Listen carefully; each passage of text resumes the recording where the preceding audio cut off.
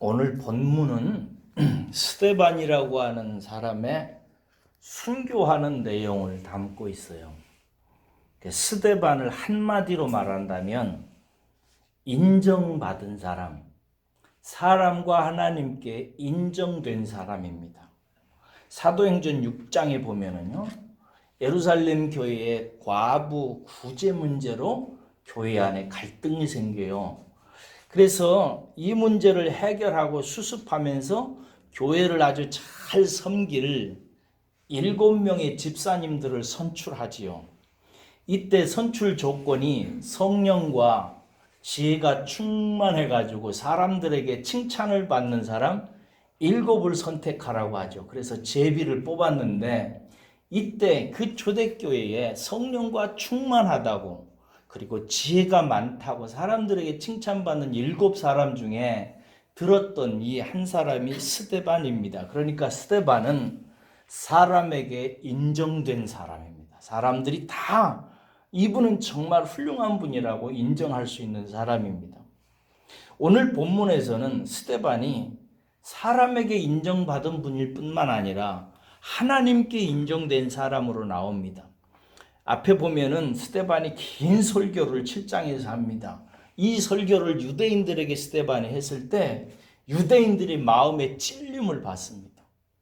하나님께서 누군가에게 말씀하실 때는 마음을 타고 들어옵니다.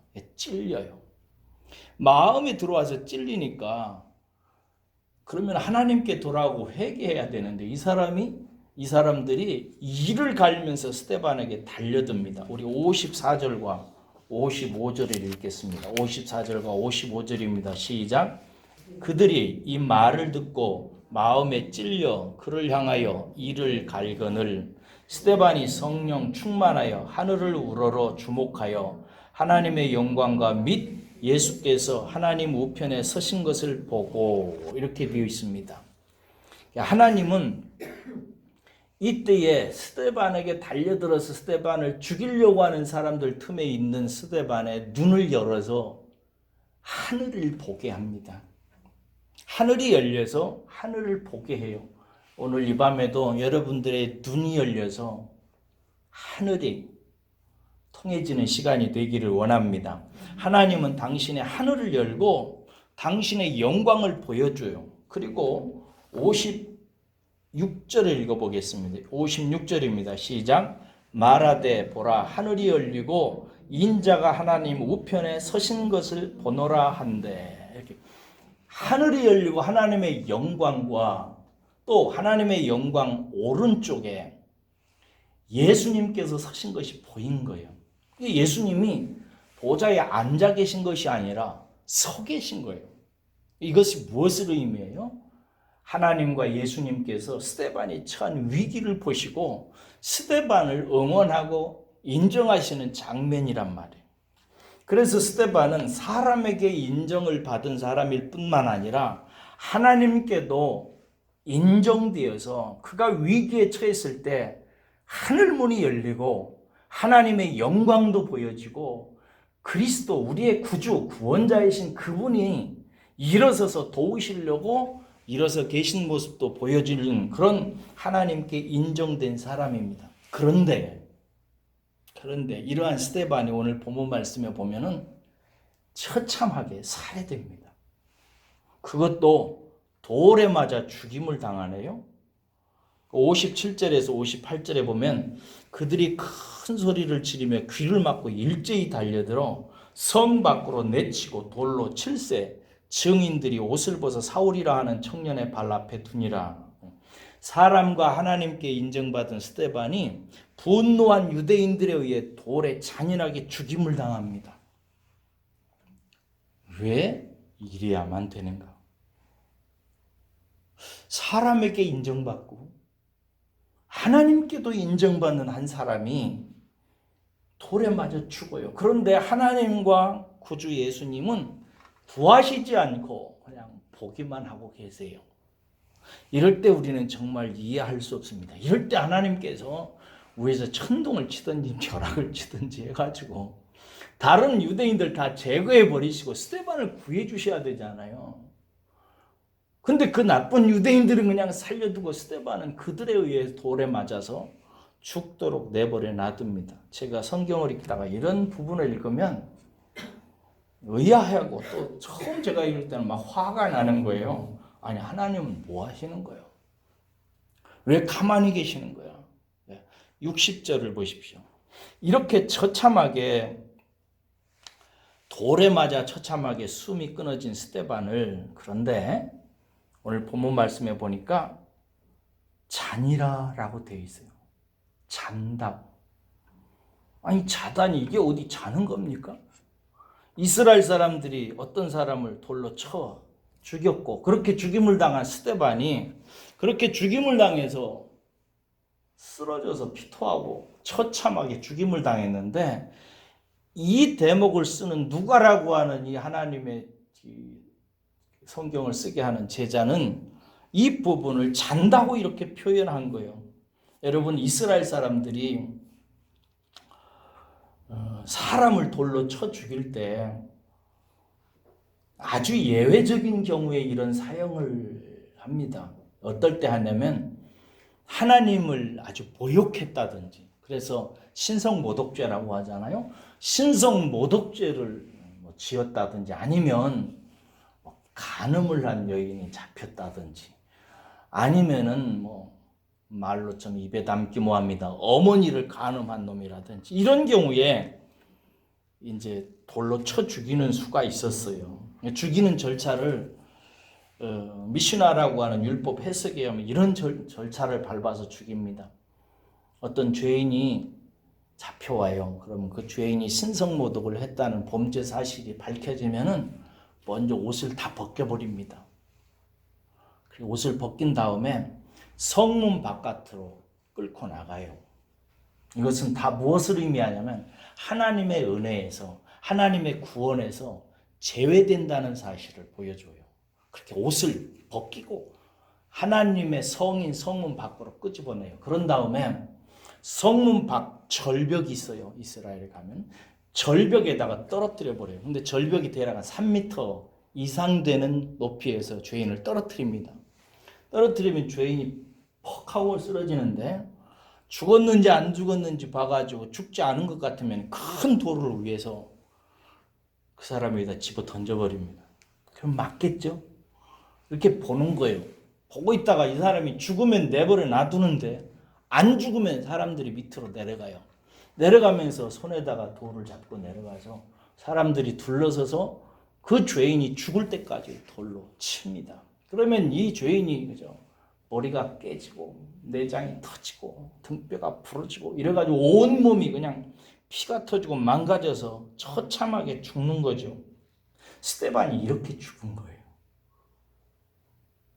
그런데 이 스데반의 죽음을 기록하고 있는 이 누가라고 하는 사도는 잔대요. 그 스데반이 뭐 편안하게 지금 자는 형편이 아니잖아요. 이럴 때 저는 이런 본문을 읽을 때 되면은 도대체 뭐 하는 거야 라고 생각하기 쉬운데, 이럴 때 차분히 저자의 의도를 생각해 봐야 됩니다. 여러분, 저자 누가는 왜 이렇게 처참한 죽음을 잔다고 표현했을까요? 잔다는 말은 무슨 말이에요? 잔다는 말은 이럴 때 쓰는 말이에요. 피곤한 하루의 수고를 하는 일을 다 마치고 몸과 마음을 하나님께 맡기는 것을 성경에서는 잔다 이렇게 해요. 우리는 하루 동안 아침부터 저녁 때까지 힘써 일하잖아요. 피곤한 일 많이 하죠. 원사님, 오늘은 무슨 피곤한 일을 많이 했어요? 힘들게 지내잖아요. 여러분들은 오늘 무엇 때문에 몸살 하셨어요? 어떤 사람이 일하느라고, 어떤 사람은 슬픈 일을 당해서, 어떤 사람은 충격적인 상황 속에 하루를 몸살을 한단 말이에요. 그렇게 몸살을 하고 마지막에 저녁이 되면 하나님께서 어떻게 하셨어요? 사람의 몸과 마음을 하나님께 맡기고 쉬게 하셨단 말이에요. 이게 잠이란 말이죠. 이런 잠이라고 하는, 잔다라고 하는 말의 뜻을 생각할 때 저자 누가는 우리의 눈과 달리 스데반이 뭔가 수고로운 하루의 일을 마치고 잠든 것으로 지금 표현을 하는 거예요. 스데반이 뭔가 오늘 굉장히 수고로운 일을 마치고 이제 쉬게 됐다라는 사실을 표현하기 위해서 그가 잔다 이렇게 표현한 거예요. 그러면 여러분 스데반이 오늘 무슨 일을 했습니까? 그 앞에 보면 7장에 긴 설교를 합니다. 언제 틈이 나면 한번 읽어보세요. 그리고 이 설교를 한 결과 사람들이 이 설교를 듣고 도저히 견디지 못해가지고 이래서가 핍박을 받아서 스데반을 돌로 친 거죠. 그런데 이 일이 이상한 방향으로 이거 앵글이라고 하는데 앵글이 좀 바뀝니다. 어떻게 하냐면 이 사건의 포커스가 스데반을 치는 큰 무리들을 이렇게 카메라가 비추고 있었다면 카메라가 이제 어디로 앵글이 옮겨요? 그 사람들이 던지는 돌을 맞고 있는 스데반을 가까이서 클로즈업해서 비추다가 그러다가 카메라가 움직여가지고 어떤 다른 사람을 비춰요. 그게 누구죠? 발견할 수 있겠어요? 누구예요? 사울이라고 하는 사람이에요. 사울로 앵글이 바뀌어요. 돌로 친 사람들은 이 사울이라고 하는 사람에게 그들이 이렇게 돌로 친 이 일에 내가 증인입니다 라는 뜻으로 자기 자신들의 옷을 벗어서 사울의 발 앞에다 둬요. 증거물로. 자기네들이 이 일을 잘했다는 거예요? 잘못했다는 거예요? 우리는 할 일을 했다. 우리는 떳떳하다라는 말로 자기들의 옷을 벗어서 사울 앞에 둬요. 그러자 사울은 그 증거되는 옷을 챙겨서 앞에다 놓은 다음에 죽어야 할 놈이 죽었군 하는 투로 고개를 끄덕거려요. 8장 1절 한번 읽어보겠습니다. 8장 1절입니다. 시작. 사울은 그가 죽임당함을 마땅히 여기더라 이렇게 되어 있습니다. 고개를 끄덕거려요. 여러분 그렇습니다. 스데반의 죽음은 사울이라고 하는 사람에게로 앵글을 갑자기 옮겨 놓습니다. 그리고 나서 이제 이야기는 이 사울이라고 하는 사람 이야기로 바뀌어져 버려요. 8장 1절에서 3절까지를 보십시오. 제가 읽겠습니다. 잘 보세요. 사울은 그가 죽임당함을 마땅히 여기더라. 그날에 예루살렘에 있는 교회가 큰 박해가 있어 사도 외에도 다 유대와 사마리아 모든 땅으로 흩어지니라. 이 스데반의 죽인 사건을 기화로 해가지고요. 예루살렘에 있는 예수 믿는 사람들이 죽게 생겼으니까 다 흩어져 피하게 됐다 이 말이에요. 2절 경건한 사람들이 스데반을 장사하고 그를 위하여 크게 울어요. 3절 사울이 나와요. 교회를 잔멸할세 완전히 다 없애버리려고 작전을 펴기 시작합니다. 각 집에 들어가 이 남녀를 끌어다가 옥에 넘기니라 이렇게 돼 있어. 그 다음에 9장 1절로 가보세요. 다음 장. 그렇게 이제 사울이 전국을 돌아다니면서 예수 믿는 사람들을 다 잡아 죽이고 옥에 가두기 시작합니다. 9장 1절 읽겠습니다. 시작. 사울이 주의 제자들에 대하여 여전히 위협과 살기가 등등하여 대제사장에 가서 다메섹 여러 회당에 가져갈 공문을 청하니 이건 이제 무슨 말이냐면 구속영장을 받아가지고 온 거예요. 그래가지고 결박해서 남녀를 막론하고 결박하여 예루살렘으로 잡아오려 함이라. 전국을 돌아다니면서 이 예수쟁이들은 다 잡아서 감옥에 잡아넣고 죽이려고 다 쫓아다니는 거예요. 그러던 어느 날 3절 보세요. 사울이 길을 가다가 다메섹에 이름에 다메섹이라고 하는 동네가 있어요. 이 동네에 가까이 이르니 호련히 하늘로부터 빛이 그를 둘러 비치는지라. 4절 땅에 엎드러져 들음에 소리가 있어 이르되 사울아 사울아 네가 어찌하여 나를 박해하느냐 하시거늘 대답하여 주여 누구시니까 이르시되 나는 네가 박해하는 예수라. 저를 보세요. 스데반을 죽였던 사람들을 지도하고 그 모든 스데반 살해 사건을 앞장서서 주도했던 두목 사울이 스데반을 죽인 후에 살기가 등등해가지고 이제 이 일을 기점으로 해가지고 이스라엘 전역에 있는 예수쟁이들은 다 잡아 죽이겠다 생각하고 막 다니다가 다메섹이라고 하는 동네 골목을 지나다가 부활하신 예수 그리스도를 만나게 돼요. 그리고 이렇게 부활하신 예수 그리스도를 만나서 사울은 갑자기 유대교에서 기독교로 개종을 합니다. 그래서 예수님의 제자가 되어서 땅끝까지 이르러서 목숨을 바쳐서 예수를 전하는 예수님의 사도가 돼요. 우리는 여기에서 이 스데반이라고 하는 사람의 죽음과 유대인을 위해서 놀랍게 쓰임받았고 죽기까지 충성했던 이 사울, 나중에는 이 사울의 이름이 뭐라고 바뀌어요? 바울로 바뀌게 되는데, 바울이 회심하는 장면, 바울이 예수 믿게 되는 그 과정과 아주 밀접한 관계가 있다는 사실을 우리는 발견할 수 있습니다. 여러분, 그렇습니다.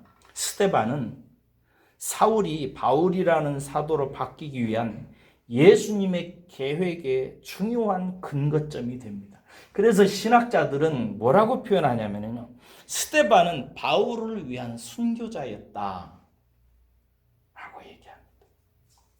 우리가 생각할 때는 아닌 말로 이런 표현이 좀 그렇습니다만, 개 죽음과 같은 죽음을 죽게 되는데 스데반이 그 사람께도 인정받고 하나님께도 인정받고, 아무리 봐도 그럴 만한 이유가 없는데, 아니 스데반이 왜 그런 환난을 당해야 돼요? 뭐 때문에 갑자기 그런 처참한 환난을 당해야 됩니까? 세상에 그런 죽음이 어디 있어요? 그런데 하나님께서는 스데반에게 사울을 바울 만드는 일에 사용하시기 위했고, 그날 스데반은 하루 종일 그 일을 위해서 수고로이 일했고, 그리고 마지막에 돌에 맞아서 죽임을 당하는 고통스러운 하루를 보내고 이제 잠이 들었다. 그의 인생이 이제 편안한 안식에 들어갔다라고 얘기하는 것입니다. 회심한 바울은 나중에 스데반을 늘 생각하죠. 그리고 사도행전 22장에 보면은 그 죽음과 희생을 가슴에 안고 스데반의 목까지 2배, 3배 일을 하면서 사는 사람이 됩니다. 이런 면에서 스데반은 죄인 중에 괴수를 살리기 위한 제물로 인정된 자라고 볼 수 있습니다. 디모데전서 1장 15절에서 바울은 뭐라고 얘기하냐면 자기 자신을 이렇게 소개해요. 나는 죄인 중에 내가 괴수니라. 이 말은 맞는 말입니다. 근데 이 말이, 이게 죄인이라고 할 때 이 죄의 뜻이 사도 바울이 무슨 사람을 많이 죽여서, 물론 많이 죽이기는 했지만요, 많이 죽여서 뭐 도둑질을 해서 죄인이라는 게 아니라, 죄는 무슨 뜻이냐면, 잘 들으세요, 하나님을 떠난 인격적인 삶을 죄라고 해요. 그러니까 하나님 떠나서 사는 모든 삶은 성경이 뭐라고 하면 죄라고 해요. 모든 사람들이 다 하나님을 떠나서 자기 소견에 오른 대로 살죠. 그래서 죄예요. 그렇게 하나님을 떠나서 하는 사람들을 죄인이라고 그래요. 그런데 사도 바울은 율법으로 하나님 앞에 서려고 하는 모든 자들의 지도자였어요. 자기 행위, 자기 선행으로 하나님 앞에 서려고 했던 율법의 지도자였어요. 그러니까 적어도 성경이 율법으로 하나님 앞에 서려고 하는 것처럼 악한 것이 없다는 사실을 여러분들은 잘 아실 것입니다. 우리는 하나님의 은혜로만 하나님 앞에 설 수 있다는 사실을 믿는 분들입니다. 하나님의 은혜가 우리를 하나님 앞에 설 수 있게 하는 거예요. 우리는 하나님의 은혜 아닌 것으로 하나님 앞에 설 수가 없습니다. 그래서 모든 인생은 하나님 앞에 가야만 되는 것입니다. 하나님 떠나서 무슨 일을 했다고 해도, 하나님 밖에서 아무리 세상을 구했다고 해도 그것을 성경은 아무 의미 없다고 그래요. 하나님 안에 있어야 되는 줄로 믿습니다. 그런 대표적인 사람이 바울이었단 말이에요. 근데 하나님께서 그 죄인 중에 괴수했던 바울을 건지기 위해서 사람들이 볼 때도 의롭고 하나님이 볼 때도 흠없이 보여지는 스데반을 그 큰 죄인 중에 괴수를 구하는 제물로 하나님께서 사용하신 거예요. 스데반은 온 세상의 죄인을 다 살리기 위해서 드려진 그리스도 예수님을 닮았어요. 이런 맥락에서 스데반의 인생은 처절한 실패자가 아니라 누군가를 구원하고 누군가를 살리기 위해서 희생되어지고 드려진 제물이라고 하는 사실을 우리는 발견할 수 있습니다. 누군가 하나님 앞에 돌아올 때 거기에는 희생이 있어요. 누군가 하나님 앞에 찾아오게 될 때는 누군가의 아픔이 있습니다. 오늘 이 밤에 여러분이 이 자리에 앉아 있는 것도 누군가의 눈물 때문이고 누군가의 고통 때문이고 누군가의 어려움 때문에 여러분이 이 자리에 있는 거예요. 그게 없다면 여러분이 이 자리에 있을 턱이 없죠. 그러므로 우리는 모두 다 희생을 먹고 사는 사람들이고 우리에게는 누군가의 재물이 필요하다는 사실을 알게 되고 그 재물 중에 재물이 바로 예수 그리스도입니다. 예수 그리스도는 우리를 이 자리에 앉혀놓기 위해서 그 놀라운 십자가에 짐을 지고 모든 인생의 제물로 돌아가셨던 거예요. 그리고 스데반은 그 예수님의 뒤안길을 함께 따라가는 한 괴수의 희생물로 하나님께 드려진 것입니다. 여러분들은 인생의 가장 큰 성공을 무엇이라고 생각합니까? 제가 어제 어떤 분한테 성공한 인생이라고는 유머를 들었어요. 그래서 오늘 그 유머를 다시 찾아가지고 여러분들한테 함께 나누려고 말씀을 드립니다. 제가 또 유머는 못하잖아요. 재밌게 들으세요. 10대 성공한 아버지를 두었으면 성공. 20대 학벌이 좋으면 성공. 30대 좋은 직장에 다니면 성공. 40대 2차 쏠 수 있으면 성공. 50대 공부 잘하는 자녀 두었으면 성공. 60대 아직 돈 벌고 있으면 성공. 70대 건강하면 성공. 80대 본초가 밥 차려주면 성공. 90대 전화 오는 사람이 있으면 성공. 100세 아침에 눈 뜨면 성공. 여러분, 스데반을 보면서 제가 이런 결론을 마음에 심었습니다. 누군가의 재물이 될 수 있으면 성공. 세상은 다른 사람을 재물 삼으면 성공이라고 합니다. 그러나 예수님은 죄인을 위한 재물이 되심으로써 성공이 무엇인지를 우리에게 본을 보이셨고, 스데반은 그 뒤를 따른 제자로 죄수 중에 괴수인 바울을 위해서 재물이 됨으로 우리 앞에 서게 됩니다. 여러분, 오늘 이 밤에도 여러분들의 기도가 있어야 되는 사람이 있습니다. 여러분들의 사랑이 있어야 살 수 있는 사람이 있고요. 여러분들이 뭔가 희생해야 도움을 받을 사람이 있습니다. 특별히 가정이니까 여러분들 남편의 재물이 되십시오. 자식의 재물이 되세요. 부모님의 재물이 되어서 기도하시고요. 교회의 재물이 되어서 충성하시고요. 원수의 재물이 되어서 그의 영혼을 구원할 수 있으면 참 좋겠습니다. 이런 면에서 스데반은 재물로 쓰기에 합당한 인생으로 인정된 사람이다. 하나님께서 스데반을 볼 때 저 스데반을 통해서 내가 저 악하고 잘만 쓰면 세계를 구원하고 쓰임받을 수 있는 죄인 중에 괴수 하나가 있는데 그 괴수를 살리기 위해서 사람들이 봐도 흠없고 너무나 좋게 인정된 스데반을 예수님과 하나님이 보기에도 그 자리에서 일어나서 봐야 될 만큼 너무나 뛰어난 스데반을 죄인 중에 괴수 바울을 살리는데 제물로 사용하셨습니다. 제가 오늘 본문 말씀을 묵상하다가 하나님께 기도했어요. 이 기도를 하려니까 갑자기 좀 겁이 났어요. 무슨 기도했게요? 하나님, 저도 제물이 되었으면 좋겠어요. 누군가를 위해서, 이 세상을 위해서, 누군가 나보다 더 악하고 못되고 부패한 사람을 위해서 내가 제물이 되었으면 좋겠어요 라고 말하려다 보니까 혹시나도 스데반처럼 죽는 거 아닌가 싶어가지고 마음에 좀 걱정이 됐어요. 그래서 하나님께 이렇게 기도했어요. 하나님, 내가 기쁨으로 제물이 되도록 나를 더 성숙시켜 주시고 더 깨닫게 해주시고 즐거움으로 누군가를 위해서 희생해도 좋다고 말할 수 있는 사람이 되도록 더 나를 깨우쳐 주십시오. 그래서 내가 누군가의 제물이 되겠습니다. 여러분, 제물이 된다는 것은 복잡한 게 아니에요. 어려운 게 아니에요. 남을 섬기는 것입니다.